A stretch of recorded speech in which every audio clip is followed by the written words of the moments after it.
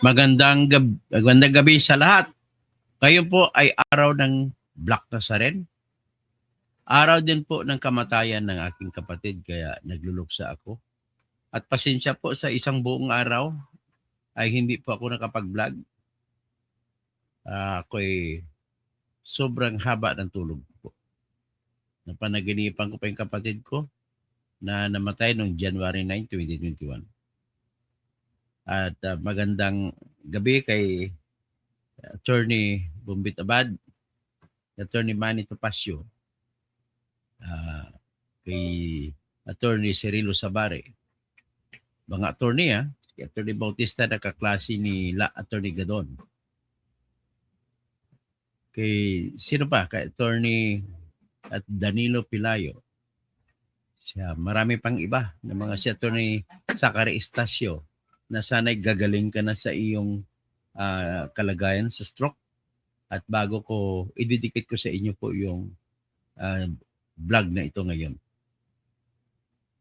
Ang aking pong kapatid, una-una ko lang, bago ko itatapik sa aking topic, yung aking kapatid po na si Priscilla Arlene Catalonia Causin ay namatay noong January 9, 2021. Alas 6, eksakto na mailagay sa kanyang bahay si Black Nazaren sa Quiapo Church. At yung pagkalagay sa kanya, eksakto alas 6 din namatay ang aking kapatid. Ang pagkapatay po ng aking kapatid ay dahil po sa breast cancer. Wala naman pong cancer na history ang aming pamilya. Siya yung una sa mga kapatid ko nang namatay. Nasundan pa ito noong January 13, 2022 na ang namatay naman ay kapatid ko na nurse na nagtatrabaho bilang nurse sa intensive care unit ng Odessa Regional Hospital o Odessa Regional Medical Center sa Odessa, Texas, USA. Nadapuan po siya ng COVID noong December 2021. Ginamot niya ang kanyang sarili kasi alam niya man niya ang gamot sa COVID. Gumaling siya ng 2023 and 2021, December 23, 21. 23 siya naggamot. Feeling niya okay na siya. Okay na siya, nag-report siya sa Odessa Regional Medical Center. Pag-report niya yon, ibig sabihin ang Christmas Eve niya doon sa loob ng hospital, sa loob ng ICU ng Regional Medical Center. Tuloy-tuloy yung duty niya hanggat sa December, sandali lang, sagutin ko lang muna si Attorney. Attorney. Naka-live ako. Sabihin ko lang sa kanya naka-live ako. Attorney, naka-live ako. Sagutin ko lang siya. Paki-text mo nga alay sa kanya ito. Bibuksan ko.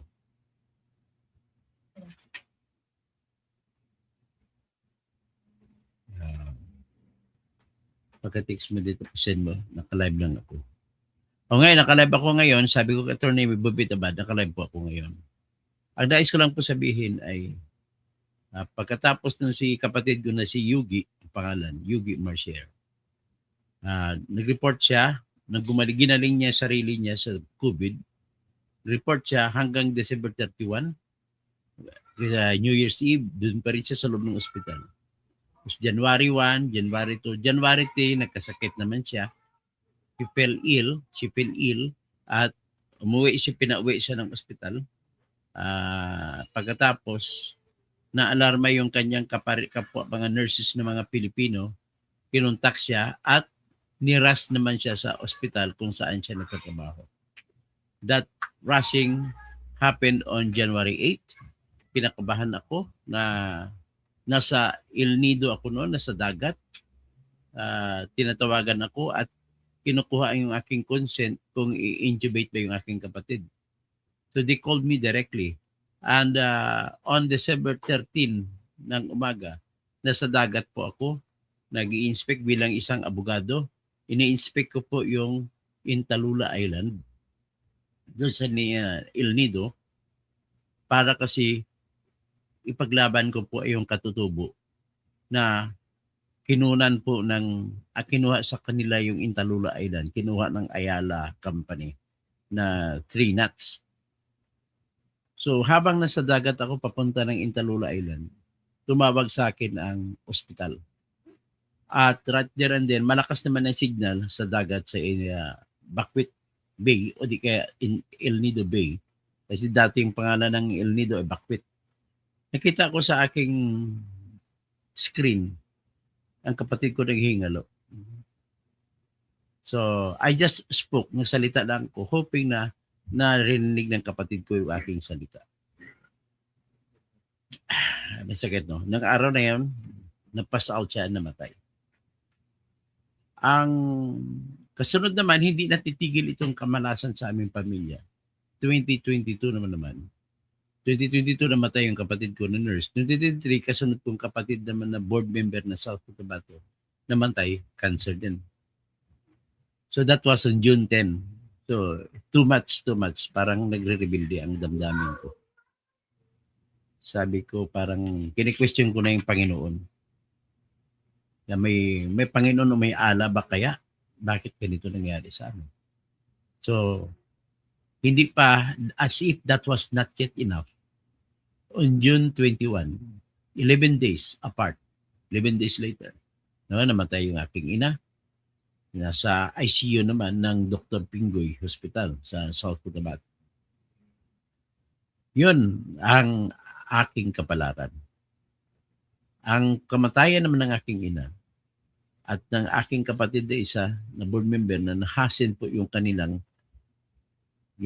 cancer. At saka yung nanay ko naman ay nang marinig niya sa TV, mapanood niya sa TV, na binabalita niya yung anak niya na abogado ni Percy Lapid ay natanggalan ng lisensya na disbarred. Nahulog na siya sa kama, humiga, hindi na po siya nakabangon. At sa loob ng hanggang June 21, nasa kama na siya, ginagamot, dinidextrose. So namatay siya. So imaginein mo 2 kabaong ang makikita mo sa bahay namin. No? Masakit naman yan pero wala tayong magagawa. Nandiyan talaga. So nevertheless, I'm just retelling this story. Habang nagluluksa naman ako sa kapatid ko na una na namatay dahil din sa sakit na cancer. At kinikwento ko lamang ito for an advocacy na kung ang ating PhilHealth ay kagaya lamang sa Amerika o sa Europe o sa Hong Kong, sa Singapore, at sa iba pa na kung saan libre ang lahat, maaring makasurvive ang aking kapatid. Pati din ang aking ina. Namatay ang aking ina na may utang pa kami na halos 1 milyon na natitira. Naibenta ko na yung bahay na bahay sa house and lot. Naibenta ko para lang maitapal. Well, kahit sa totoo lang, kahit sinabihan na kami po ng doktor na useless po, despite those words that the efforts would be useless, I still insisted na ipagpatuloy na paggamot sa mama ko. Kasi hindi ko na matiis na pangatlo siya, yung pananauna pa yung kapatid ko isa. So with that, be that as it may, that is our government na nagdudurugo damdamin ko nung kinuha pa yung 90 billion wala sa PhilHealth. At pagdidibatihan pa, nakarapatan pala ng PhilHealth yung pera. Kung hindi pa, nagsampa ng kaso sila ni Coco Pimentel, sila ni Atty. Sani Matula sa grupo niya ng mga manggagawa, sila ni Atty. Nery Colmenares, ay hindi pa nadesisyonan, hindi nagkaroon ng pagkakataon ng Supreme Court na magdesisyon na bawal ang pagkuha ng pera mula sa PhilHealth. Na ginawa ng katarantaduhan nila ni Ralph Recto, nila ni Bongbong Marcos, at ang patunguhan lamang pala ng perang kinuha nila ay gagasta, ipambayad sa mga flood control projects na panay naman lahat ng mga natuklap ng baha. Kumbaga nauwi sa wala, gumasto lamang. Dinagdag pa dyan ay ang pera ng 107 billion mula sa Philippine Deposit Insurance Corporation. Na ang pera sana ng PDIC ay pantapal kung magsasara ang pribadong bangko. Ngayon, nawawala na ng tiwala ang depositor na magdeposito sa mga bangko.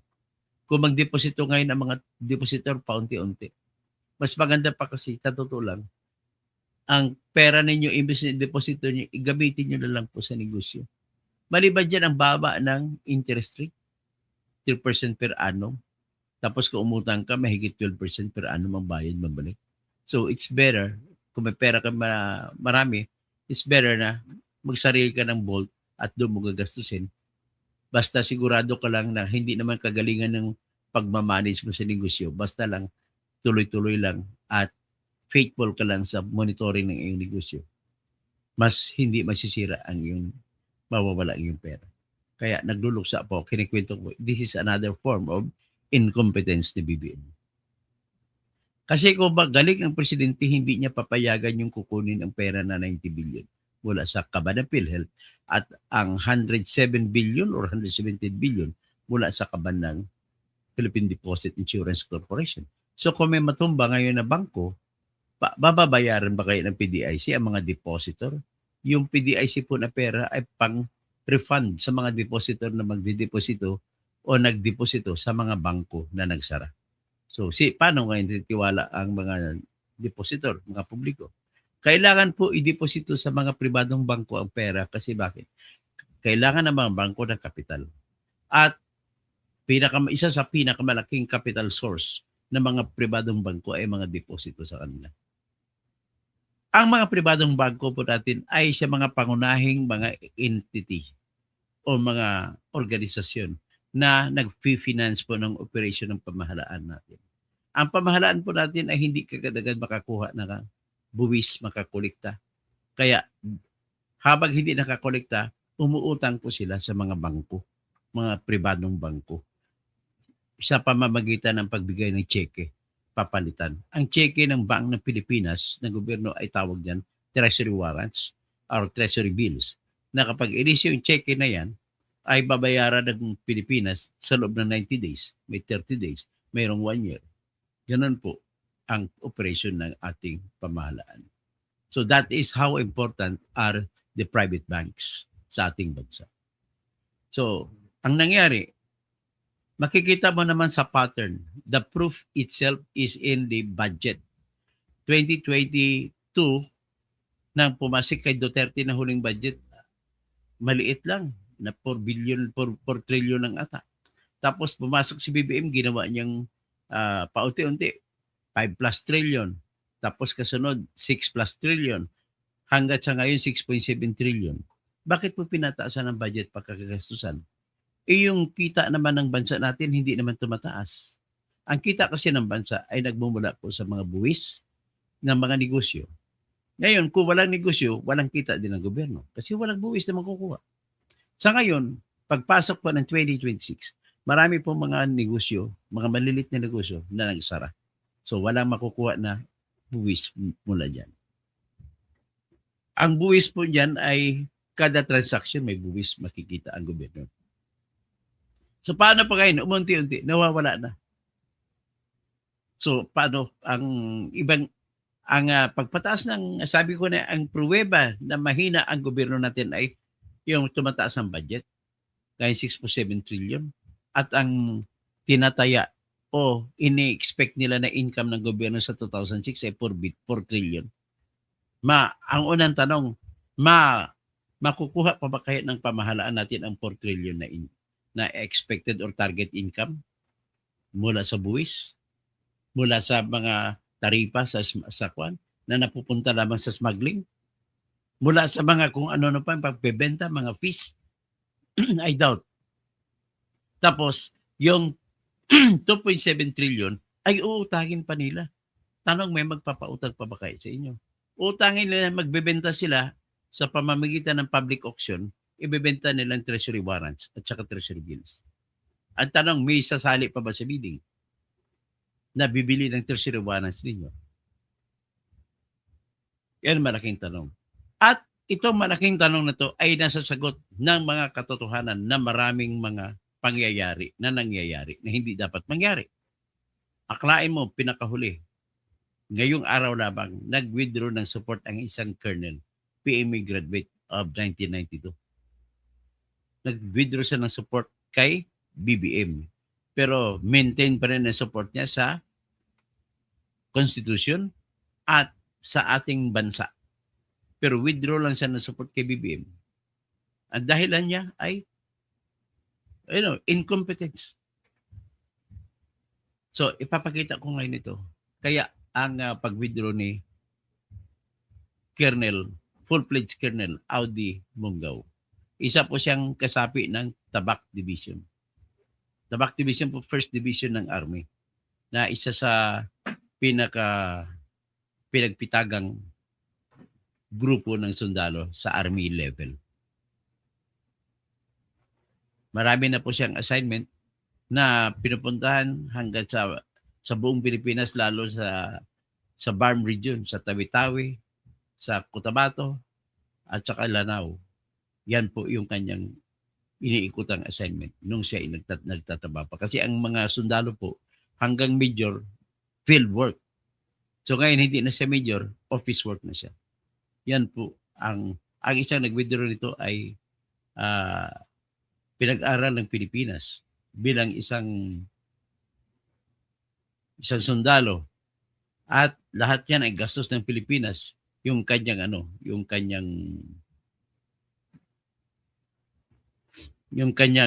pag-aaral.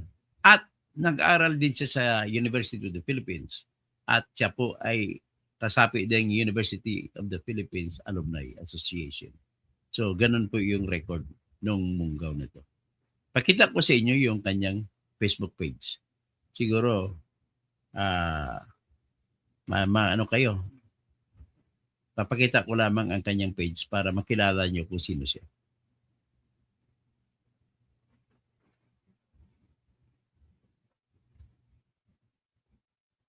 Ito po siya.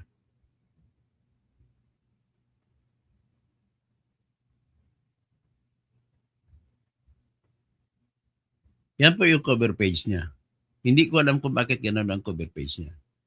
Ayan sa itaas, follow, hindi ko maintindihan, follow Croft. Tapos, Mason siya, member siya ng Mason, Master Mason siya. So, yan po yung kanyang, ito po yung pamilya niya.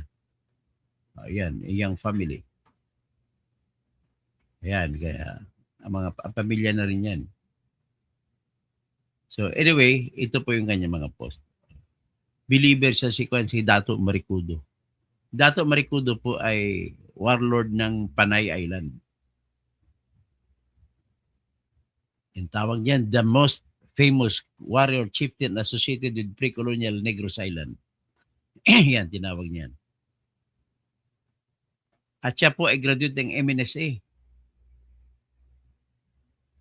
Saga Spear. Ito naman si Dato Paiburong. Talagang ni-research siya yung mga 10 datos. Si Dato Paiburong ito.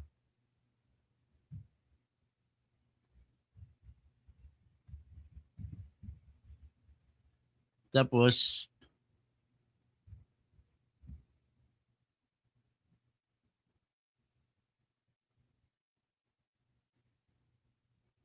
meron din siyang, pakita lang natin yung kanyang sariling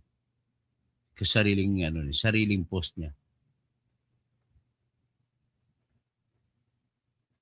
Pinost niya yung mga dato Panglima Awang and Pigapita. Si Antonio Pigapita at saka Panglima Awang, rethinking the first circumnavigation. So yan na well researched para sa history kung paano dumating si Magellan sa Pilipinas.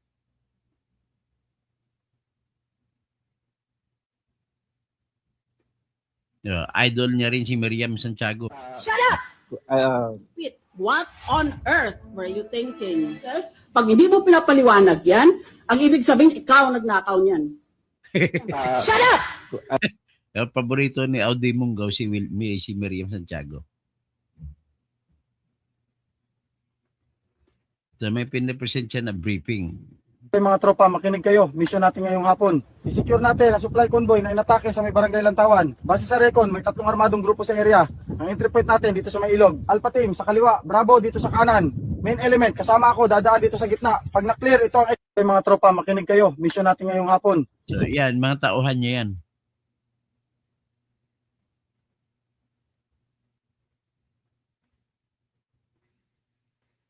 So, yan si Mungaw. At ano na rin, idol na rin si General Pukis. Ayan. Yung pag-aresto, naintindihan ko yon dahil trabaho ng CIDD yun. Ano? Ang hindi natin maintindihan at kinababahalan natin ay bakit yung mga taong nagpapahayag ng mga damdamin, nagpoprotesta dahil dito sa mga matinding korupsyon na ito ay kinakasuhan, inuhuli, inaaresto tulad ko. Dapat ang kinakasuhan, inaaresto yung mga taong nagnakaw ng bilyon-bilyon, yung mga nagkumuha ng pera na instead sana sa mga flood control para mawala ang baha. Ayun ang inaasam na inaantay natin na makulong, mapanagot, pero wala.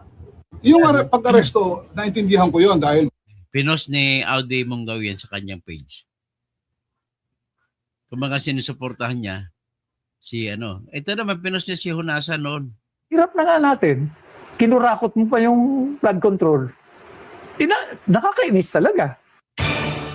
Ring ko dada ng dada. Oh. Pero siya rin ang dahilan kung bakit na setback ang Pilipinas after EDSA. Kasi sa dami ng mga panggugulo na ginawa niya. Ano yung sasagot niyo po doon? Hindi, firing squad niyo ako. Sir, anong may sasagot niyo naman doon sa mga magsasabi? Yan naman si Gringo. Magaling lang magsalita. Pero ilang beses niyan sinubukang patumbahin ang gobyerno ng Pilipinas. At least, tumayo ako. Kayo. Nasa likod kayo ng laptop. Di ba? Panayang comment niyo, like. Di ba? May emoji pa. Nung mga panahon, hindi lang ako, no? Tumayo kami. Di ba? Tumindig kayo. Tumayo kami. Husgahan mo na kung mali kami o hindi. Sabi mo, power grabber, kudeta, di ba? Ipagpatuloy mo yung pagbatikos mo. Okay? At pag itong Pilipinas natin, na pagkagandangan, lumubog sa Pacific Ocean, kasama ka. Huwag naman yung kami lang, kasama ka. So, those are the people worth consulting for an opinion or action. Pag meron ka lang, you do not exist in my universe. So sabi mo lang, co-platter, o natalo sa eleksyon, sour graping lang. Pero tumayo kami nun. Ikaw nasaan ka nun? Itong nangyayari. Ano? Asan ka? Hirap na. Yan ang mga post niya, no? Post ni Audi Mungaw. Ito may post din si Audi Mungaw. Oh. Ang sabi niya, Raha Topas, the last Raha of Cebu and the turning point of Philippine history. This presentation, dami niyang research sa old past natin. Ito naman, pinost niya yung post ni Colonel Dennis Iclarin. Ano naman ito? So, for information of everybody, yung kalaban natin ngayon, highly mobile, yung mga baril nila, halos mga high-powered firearms. At andun yung sa kasalukuyan, andun yung high-value target natin na si Karyalan.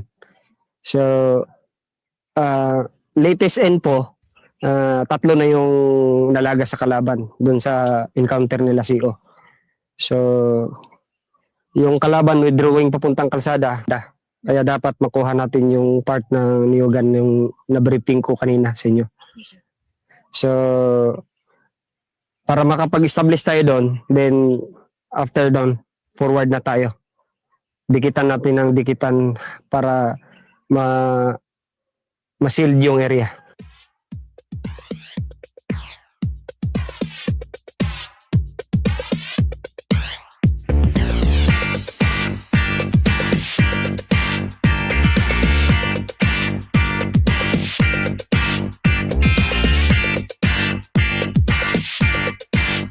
At least yan ang mga pinost ni Audi Mungaw. Dito mo makita na talagang loyal siya sa bansa natin. Ito naman, pinost niya yung listahan ng 75 DPWH projects na pinalabas ni Congressman Leandro Leveste. Na nakalagay dito, darito ang listahan ng 75 DPWH projects na may budget na 8 billion na nakatag sa OP. Itong pagkatatag sa OP, sa kay Bongbong Marcos ito. At pinangalanan niya lang kay Executive Secretary o di kaya Special Advisor to the President na si Anton Lagdamio. Halos 60% po dito ay flood control o slope protection at 40% ay roads o streetlight projects. Binabahagi ko ito dahil may iba pang media report na nagtarakay dito upang magkaroon ang publiko ng buong larawan ng listahan at makatulong sa ating mga kababayan sa pagsagawa ng sarili nilang pagsusuri sa mga proyekto dito at iba pang impormasyon na maaaring makatulong sa mga investigasyon na posibleng isasagawa ng ating mga ginagalang na senador at kongreso.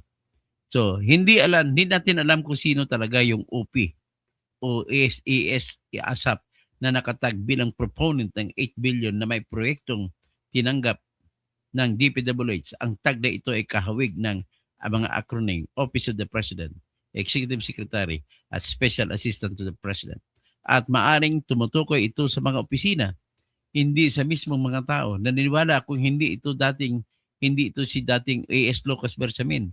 Dahil nagtatanong ako sa kanila at sinabi nila na wala silang kaalaman tungkol dito at buo ang kanilang suporta para sa isang investigasyon upang matukoy kung sino ito o maasa akong suportahan din ng iba ang investigasyon na ito. Ibinabahagi ko ang listang ito matapos ako makatanggap ng bagong kopya ng file ni Yumaong Yusik Cabral mula sa isang source na nakakuha rin ng kopya mula sa DPWH at nakita kong magkapareho ang laman ng kopya dahil napakarami ng may hawak ng files sa DPWH, Ombudsman, mga opisyal katulad ni Senate President Pro Tempore Ping Lacson, pati na rin media, naniniwala akong mailabas din sa publiko ang buong files. Naniwala ako na pag pinakamabuting ang DPWH mismo maglabas ng lahat ng files sa publiko upang hindi na ito questionin nila at upang sila na rin ang makapagpaliwanag sa pinakamaagang panahon at mapawi ang mga ekspektulasyon may tinatago. Kami namang may kopya ng files ay maaaring magsabi kung tugma ang inilabas sa publiko sa mga kopyang hawak namin. Ang pinakamalaking isang proyekto sa listahang ito ay nasa aking distrito.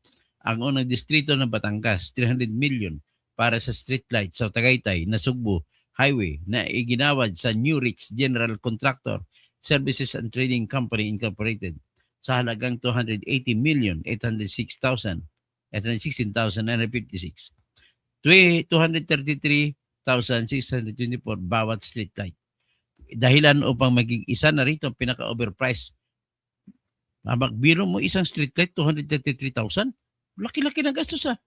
Nakapost sa Facebook na ang mga larawan ng mga nakakabit na mga streetlights ng aking mga unang pagbisita.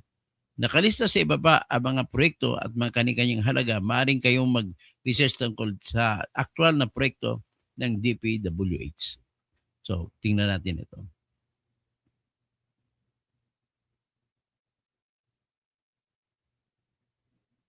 Tingnan natin mamaya. So, ang nakalagay po dyan ay rehabilitation of road with drainage improvement along Raksabago Street, Tondo, Manila, 50 million. Rehabilitation of road with drainage improvement along Masangkay Street, Tondo, Manila, 50 million. Bakit pare-parehong 50 million? Hindi man ang kinumpute ito na aktual na gasto sa iba hiwa-hiwalay na project. Ito po yung ebidensya na talagang corruption kasi dire-direkta pare-parehang presyo. Rehabilitation of road drainage improvement along Yuseco Street, Tondo, Manila, 50 million. Rehabilitation of Estero Zone 1, 67, Manila City, 150 million. Sa distrito ito ni ni Valeriano, Congressman Valeriano. Rehabilitation of drainage with Zone 1 to 6, Manila City, 150 million. Pare-pareha na to. Installation of pump accessories along Estero de Magdalena, Tondo, 50 million. Rehabilitation of drainage Zone 1 to 67, Manila, 150 million. Construction of retarding basin at Estero de Quiapo, Manila, 150 million. Construction of retention basin at Estero de La Reina, 150 million. Pare-pareho lahat. Ha? Bakit nito? Bakit sa Manila? Ibig sabihin nakipag-agawan ba ang Office of the President sa mga congressman o mga kung ano ng Metro Manila? At ibig mo sabihin, maliban sa proyekto na kinukuha ng mga congressmen sa kanilang distrito, mayroon pa palang proyekto, ito si Bongbong Marcos. O ito yun, ang laki. Ang haba niyan, 8 billion po lahat yan. Bakit nakakaganon yan?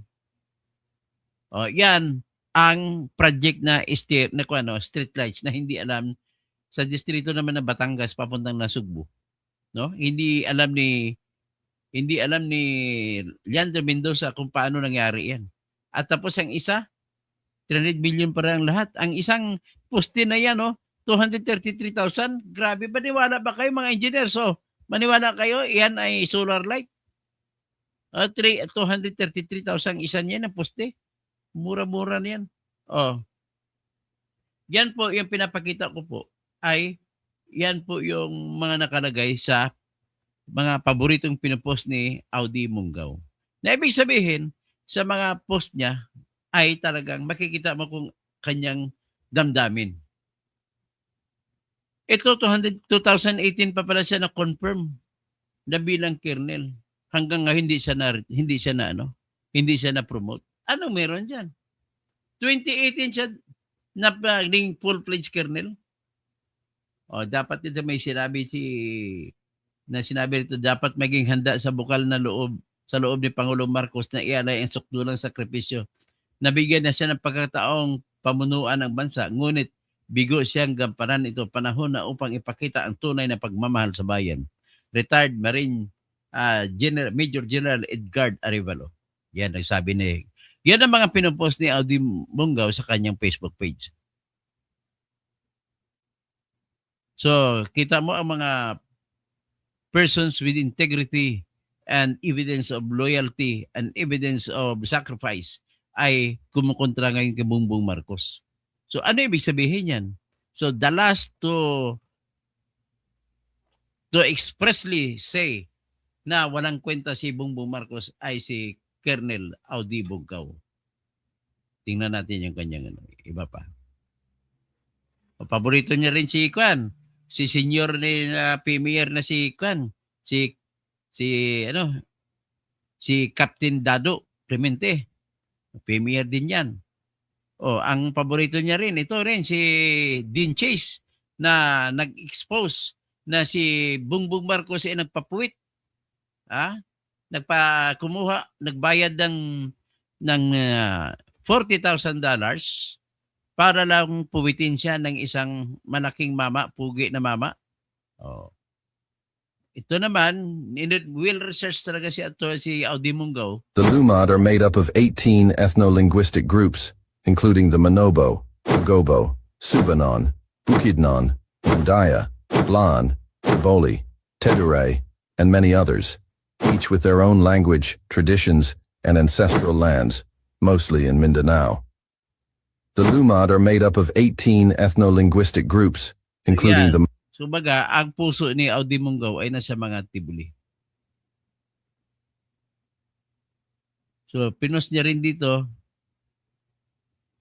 ang history ng Kulyon na dati leper colony. Kumbaga, lahat na may mga sakit na sakit ng na nakakahawa. Sa Kulyon, one of the largest leper colony in the world. Grabe pala ito may lahat ng Pilipino may sakit na ano ba yung leper sa Did you know the Philippines might have its first true native dog breed? Hidden deep in the jungles of Bukidnon lives a wild canine. Yun. In-express niya rin ang galit niya sa ni Audi Mungaw. Galit niya sa kanyang senior na premier na si Acop na namatay na at saka si Benny Abante. Kinantyawan si Benny Abante sa pagkamatay ni Romeo Acop. Susunod ka na. At least makikilala natin si Audi Mungaw. Bakit ganun? Wala na siyang pag-asa sa ating Ito naman pinost din nung bago lang nahuli na si General Pukis, pinost niya rin si Colonel Mungaw. Ito natin. kung ano nasasabi ni Major General Pukis.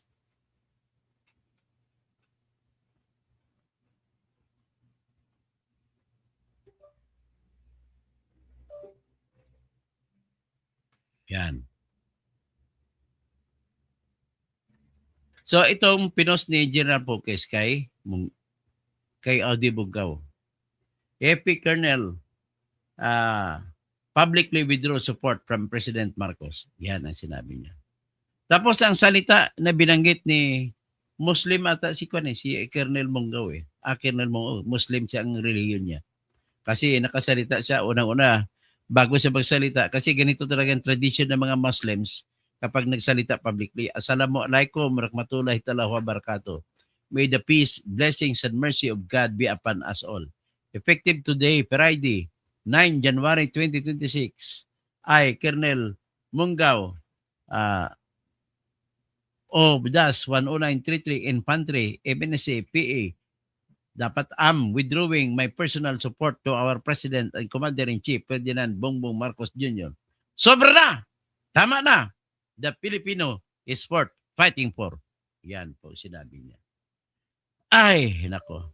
Sabi naman ito ng comment ni Romy Maldo Palaruan, resignation follow-up is worth it for years of service. Anyway, young junior soldiers and body officers are the meat grinder cannon fathers, the ones doing the dirtiest jobs, sacrificing their lives, dying anyway in the field, not senior officers.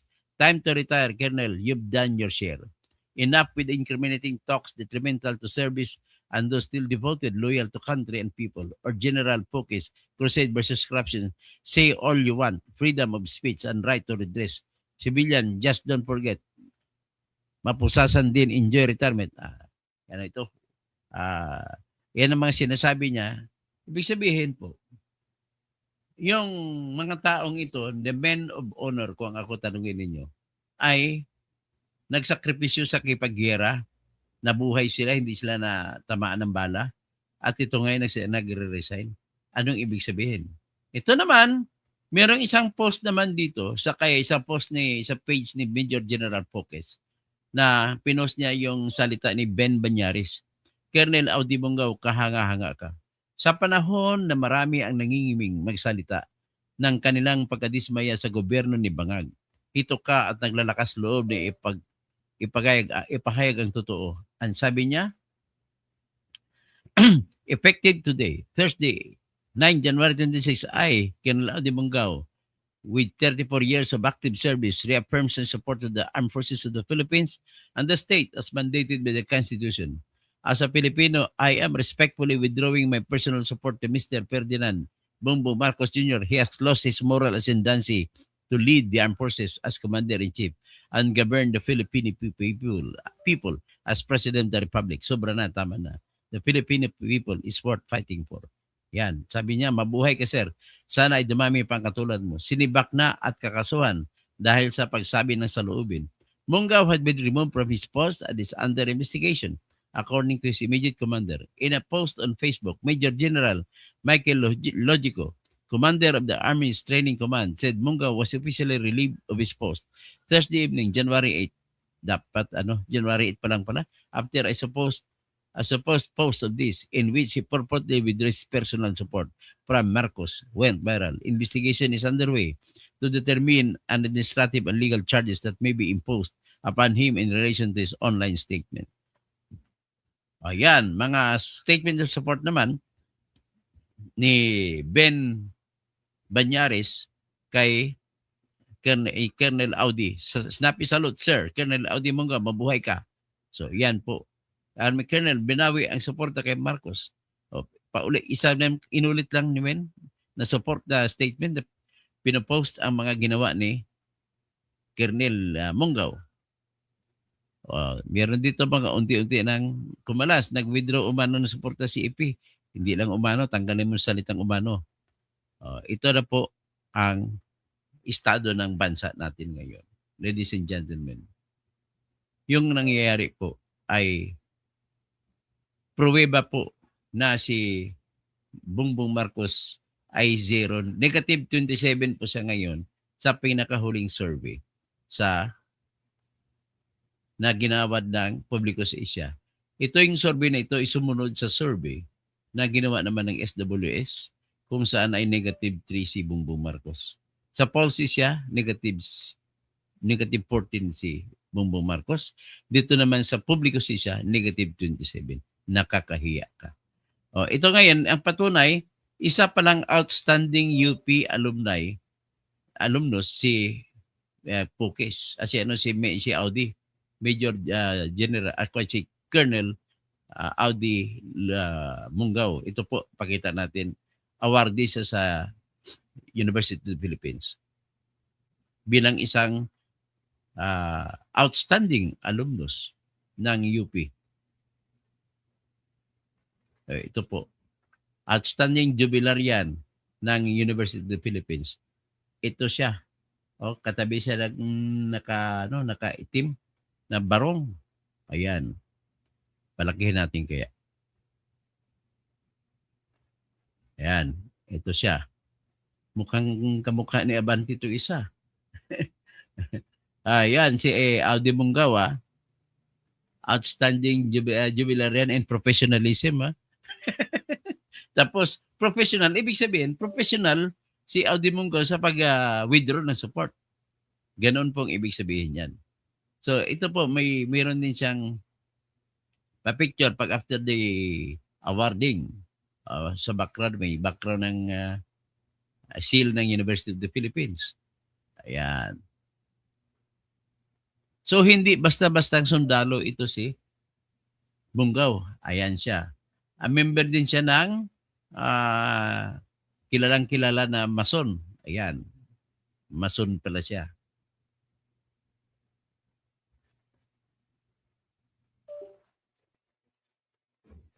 Mason siya. Tapos, sa likod, Andres Bonifacio ang kanyang favorite hero. Hindi si Jose Rizal.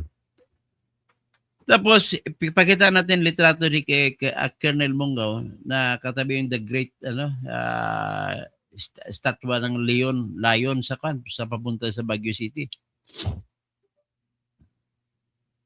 Yan. So, makikita niyo kung sino talaga si Audi. Ito, nag-celebrate din siya sa kanyang pamilya. Sino pa siya? Ano pa ibang mga kwan niya?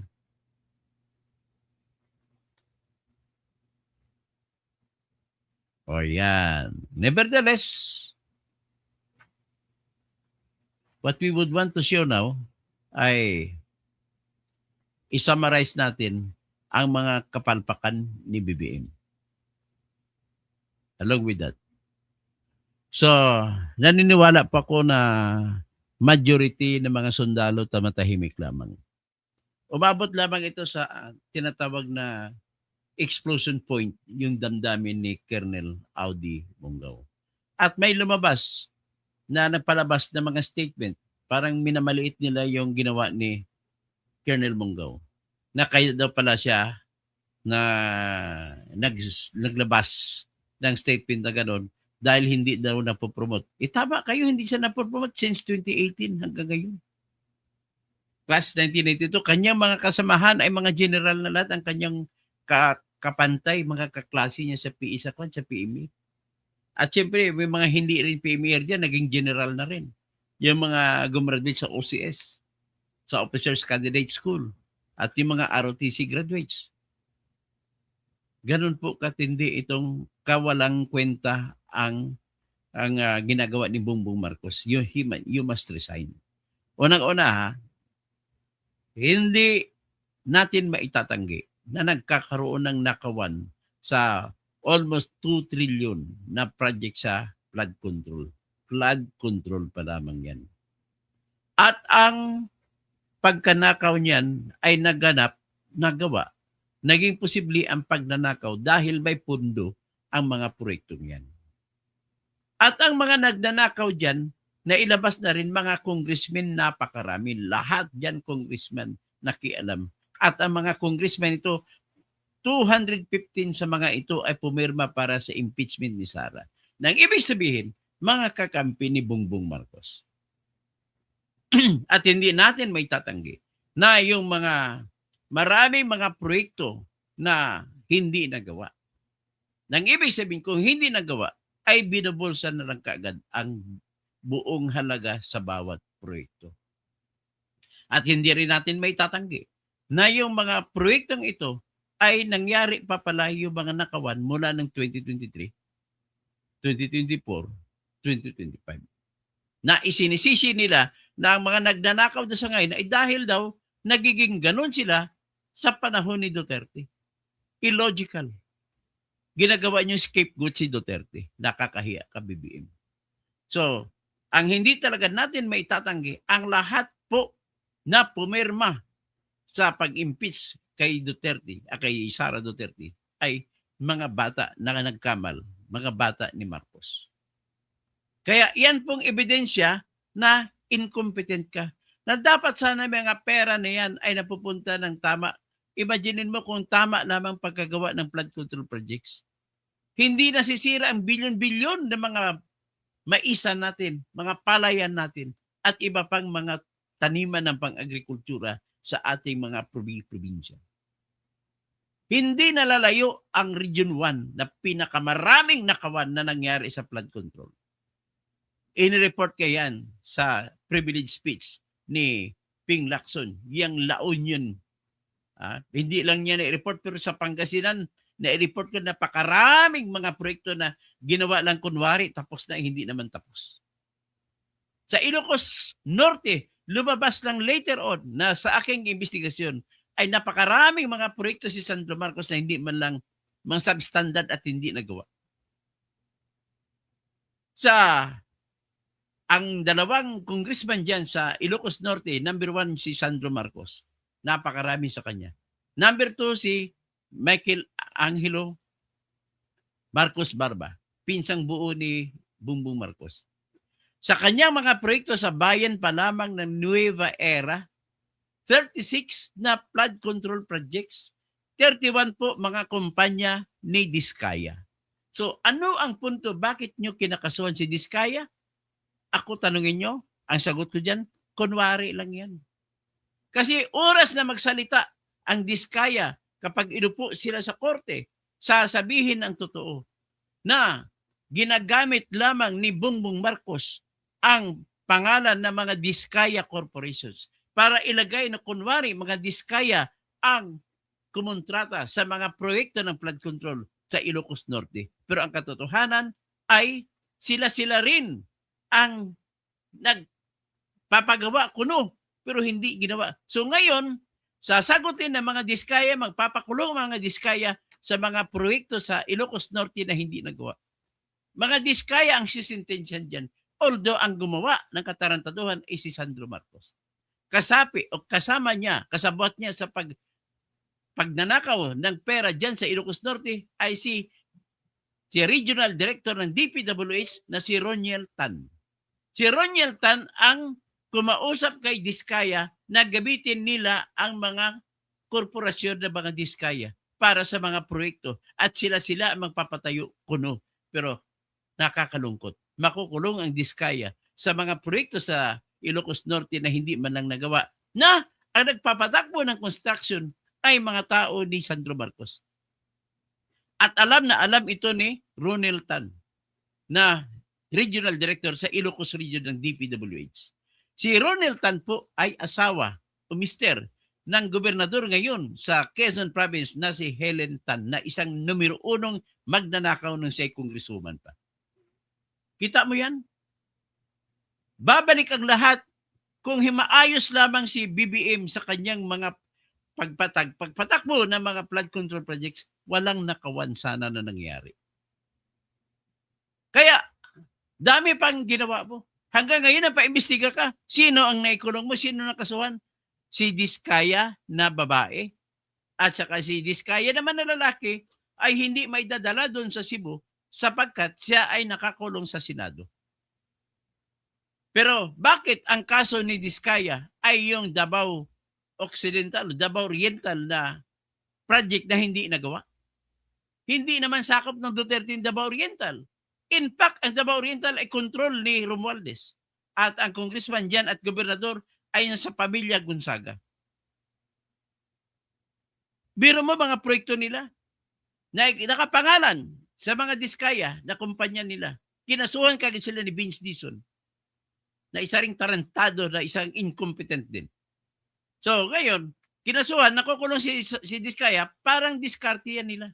Kasi kasama sa transaction na gagawin nila, bibigyan namin kayo ng immunity from suit, pero huwag niyong idamay si Romualdez at saka si Bongbong. Ganon po nakikita ko dyan na diskarte.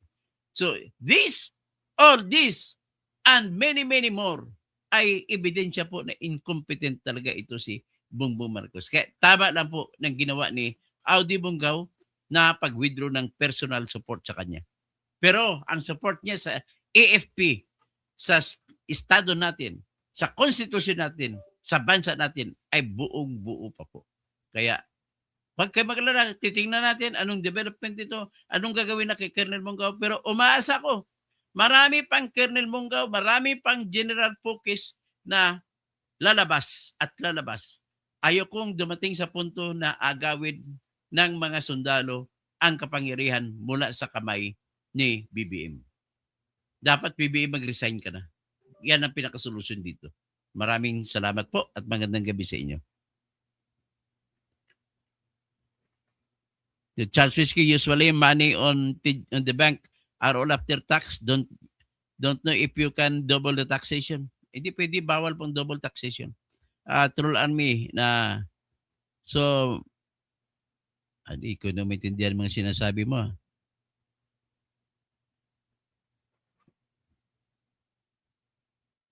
Ang isa pa siyempre, nagsalita na si Amy Marcos na kapatid na adik ka. Isa yan sa mga bagay na hindi naniniwala ang sundalo na hindi ka adik. Hindi sila maniwala na hindi ka adik.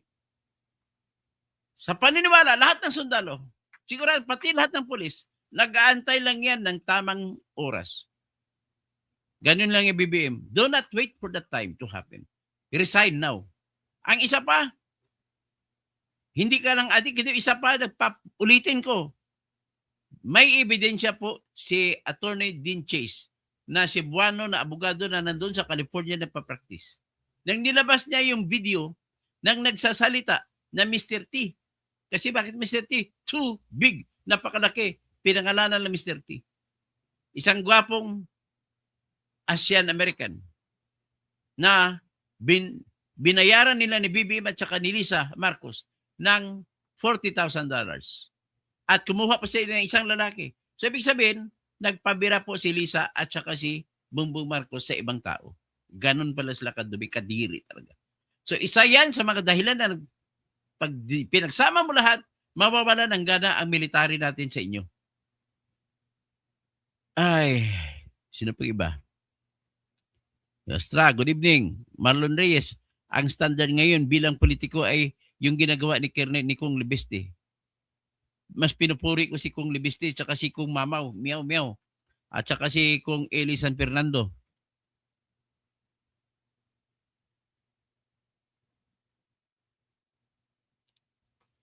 Si Antonio Alarcon, tarantanong tao ito. Baka BBM kahit na nagnakaw ng matindi. Ha? Mamerto Lauren, sa akin gusto ni Toto Kausing, ganito na lang, hindi na ako magbabati, ipakita ko na lang kaya, ulitin ko yung maleta na pera na binigay ni Saldico kay BBM.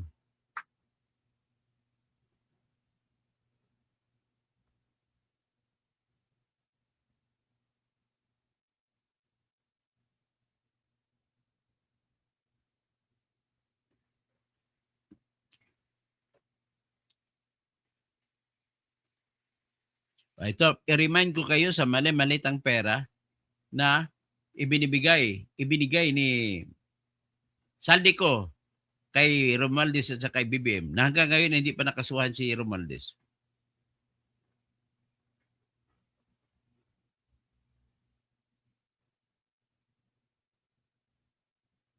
I-remind ko kayo, yan po ay mali-malitang pera na dinala sa Romualdez Residence. May 1, 2024, 1 billion. Ito naman, October 2, 2024, 27 luggages, 1 billion, dineliver noong October 2, 2024 sa bahay ni Martin Romualdez. Ito naman, June 14, 2024, 1 billion again delivered to the bahay ni Romualdez noong June 14, 2024. Ito naman, dineliver noong November 29, 1 billion again, 834 sa bahay ni Romualdez. Ito naman, January 11, another, this time 500 million, dineliver sa bahay ni Romualdez noong January 11, 2025. Ito naman, December 14, 2024, dineliver 250 million sa bahay ni Romualdez. Ito naman, July 16, 2024, dineliver 1 billion sa bahay ni Romualdez. That is number 7. Number 8 na delivery, January 17, 2025. 11 luggages, 500 million, dineliver sa bahay ni Martin Romualdez. Ito naman, number 9. August 8, 2024, cash out 1 billion, 500 million, biniliver. Number 10, ito naman, June 3, dineliver 1 billion sa bahay ni Romualdez. Number 11, March 10, 2024, to have dineliver sa bahay ni Romualdez, 1 billion again. This time, November 15, to 1 billion again, dineliver. This time, August 16, 400 million, dineliver pa rin. This time is September 16, 2024, 500 million. Tapos July 15, 2025, ito naman. Ang halaga ay bali 30 sa mga wala nakalagay. 500 million nakalagay. So ito naman, February 1, 2025, 500 million again. This time, July 27, 2024, 1 billion. This time, February 10, 2025, 500 million.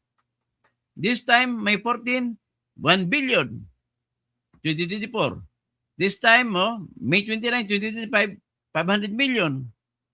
Ito naman, 500 million delivered January 12, 2025. So, April 16, 2024, 1 billion. March 11, 2025, 500 million. Tapos, June 27, 1 billion. November 29, 1 billion. January 8, 2024, 1 billion. Tapos, June 14, 1 billion. Yan, ang tunay mga listahan po. Nagsimula September 1, 2021, 2022. Yan. Yan ang mga deliveries. Hanggang sa dulo dito na pumasok ang susunod galit si BBM noong November 24, 2024 at 2025 at 2024. Kaya dineliver naman ni Saldico kay Jojo Cadiz, Attorney Jojo Cadiz na USIC ni BBM. 1 billion again. So ganun po ang ating nakikita. So ladies and gentlemen, ano pa ba ang inaantay natin? Kayo mga dapat na mag-resign na yan si BBM. I-demand natin na mag-resign na po siya. Ganun lang po kasimple. Wala na po tayong patutuguhan nito. May 2 taon pa siya mahigit na nakawan na mangyayari. At itong 2026, duda ako, hindi ko alam kung magpapatuloy tatakbo ang gobyerno natin. Sa katotohanan na wala na pong tiwala mga negosyante at marami pang iba wala ng tiwala. Sa katotohanan na marami na sa loob ng sektor ng military ay wala ng tiwala. Ebidensya ito yung si Colonel Audi Munggaw.